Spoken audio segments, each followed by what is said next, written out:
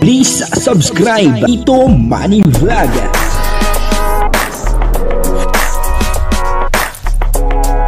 Payagan po si Tito Manny Vlog na mag-reactor para pambiling gamot sa kanya pong karamdaman. Wala man siyang records ng ng awayan. Yun po may umaway kay Joy Diwata. Papanoorin po natin yung video at bibigyan po natin ng konting reaction.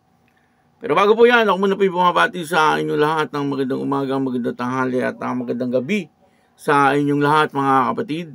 Saan man kayo ng panig ng mundo naroroon ngayon ay mag-iingat kayo palagi at pagpalain kayo ng ating Panginoon. Maraming salamat din po sa patuloy na tumatangkilik sa aking YouTube channel at nanonood sa aking video reaction. Patuloy lang po natin suportahan sila Kuya Bal Santos Matubang, Kalinga Porab, at Edna Vlog, Jack Tapia. At yung mga kasamahan ko po sa Karepa, pakisuportahan din yung Kalinga, Reactor, Partner. At yung mga Kalinga Partner, lahat po ng Kalinga Partner ay pakisuportahan po. Ito po yung video na kung saan ay may umaway kay Joy Diwata. At ang kabuuan po ng video ito ay mapapanood po natin sa YouTube channel ni Kalinga Porab. Ito po yung video. Natakot talaga ako nung gabi na yun kasi Bakit po, Nay? Kulang doon sa sabi ko sa inyo. Pag kasi masama ang loob, nawawalan ba siya ng malay? Kayo nang itinatatakot ko. Sabi ko, Diyos ko po. Sabi ko, sana naman huwag mangyari sa anak ko. Diba? Sabi ko, ito na yata yung sasama na maibigan loob ng anak ko. Sabi ko, paano kaya kung mawalan ko ng malay? Ano kayang gagawin nila? Pag yung bang masama yung loob niya na hindi siya nakakaiyak, na ko siya lang lumuha na siya. Sabi ko, ay wala na, kaya na yan ang anak ko. Nawawalan ko ng malay pag yung bang masama ang loob niya. Kaya yun ang inisip ko nung gabi na yun. Kaya sabi ko, pero nung nakita ko siya na lumuha na siya, parang kumalma na ako. Sabi ko, nakaiyak na yung anak ko, okay na yun. Kasi dinadanas niya kasi yun na pag inaaway ito ng mga kapatid niya, hindi talaga siya nasagot, hindi siya nalaban. Iyak lang siya, luha lang siya. Tapos namamalaya namin yan, na siya, yung matitigas na siya, hindi na siya makahinga. Kaya yun ang inisip ko nung gabi na yung hindi na ako nakatulog. Pero nung makita ko siya na umiyak, nakalma naman ako. Sorry na Minsan nasa eskulahan niya, dinala yan ng mga kaklase niya kasi inaway yata yan doon, para iyak yun nangyari sa kanya. Ba't mo sinabi sa amin, Dre? Sana hindi namin, sana naiwasan namin yung mga prangka. Yun napanood po natin yung video, Dito po ay nakita natin na sinundo ni Kalinga Dan itong si Joy Diwata, upang sa ganun ay bumili ng cake, para doon sa nanay ni Joy Diwata na talagang namang birthday, happy birthday po nanay, doon sa nanay ni Joy Diwata, happy birthday po sa iyo. At yun na nga, napaiyak po itong nanay ni Joy Diwata, Tinanong po ni Kalingap Dan kung bakit siya ay napaiyak. Kasi nga, siyempre, tuwan-tuwa po siya.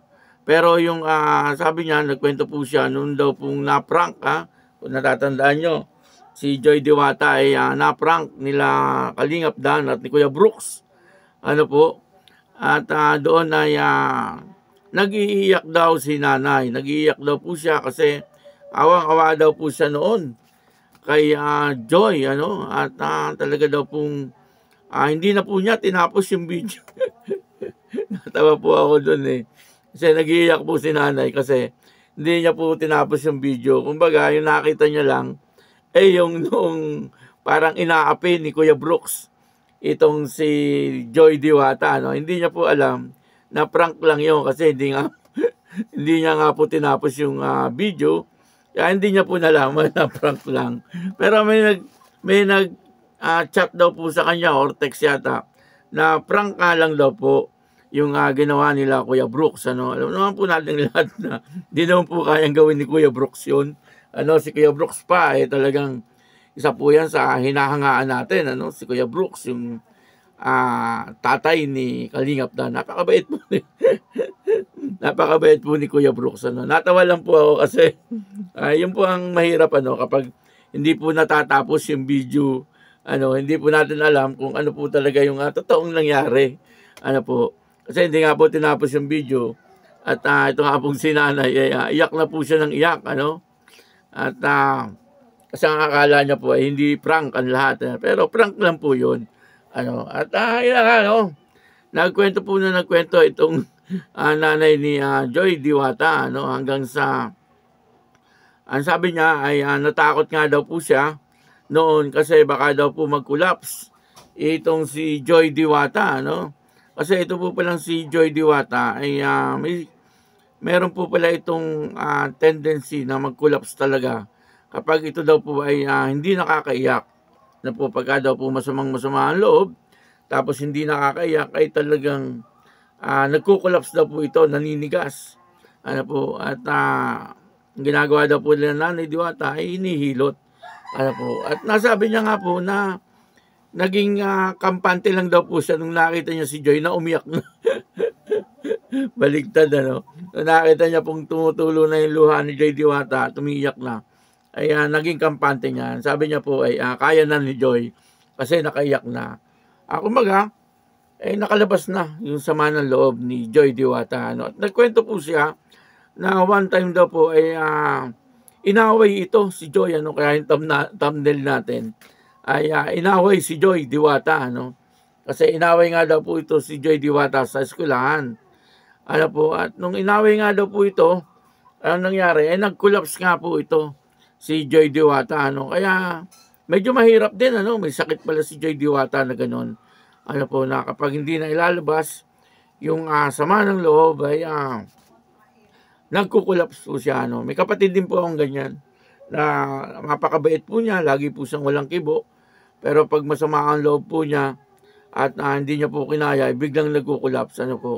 Tama po yung sabi ni Nanay Diwata, dapat ay maiiyak.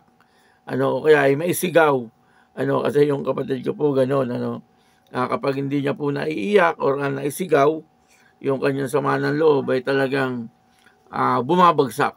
Kaya yun, dito po ay napatunayan po natin na talagang napakabait ni Joy Diwata. Kasi siyempre sabi po ni nanay ay hindi nga daw po ito lumalaban sa mga kapatid si Joy Diwata. At kapag daw po ito ay talagang napupuno na or talagang hindi na po kaya ay umiiyak na lang. Pero minsan daw po ay hindi itong lumaban sa mga kapatid. At makikita naman po natin sa itsura ni Joy Diwata na talagang napakabait niya po. Sa kanya palang itsura ay talagang kitang-kita na ang kanyang kabaitan. Kaya nga naman itong si Kalingap Dan ay talagang in love. Palagi ko in love talaga. Marites po ito sa atin lang. Sa obserbasyon ko po ay talagang in love po itong si Kalingap Dan kay Joy Diwata. Kahit sa likod ng camera, sa tingin ko po talagang in love. Marites po natin.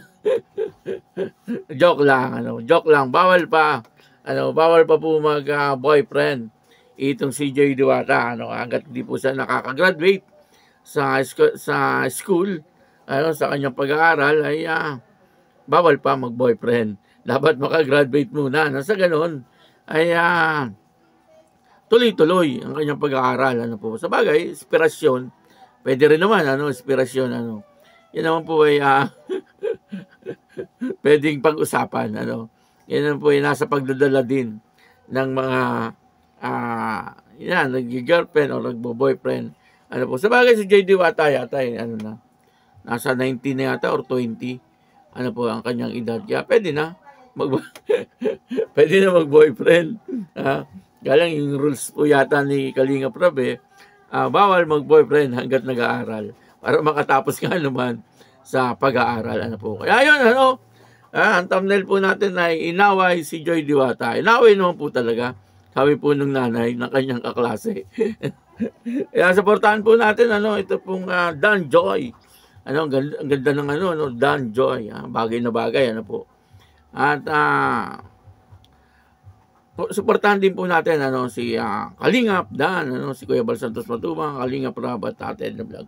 Ako po si Tito Manny Vlog na nagsasabing God bless you all. Diyos mabalos.